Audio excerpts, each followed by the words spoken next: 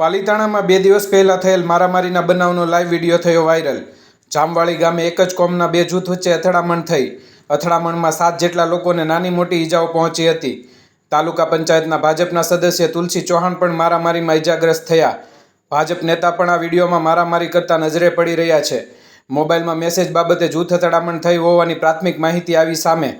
Police દ્વારા હાલ બંને પક્ષે ગુનો નોંધી કાર્યવાહી હાથ ધરી હતી। મારામારી થઈ હતી તે દિવસનો વિડીયો હાલ સોશિયલ મીડિયામાં વાયરલ થયો।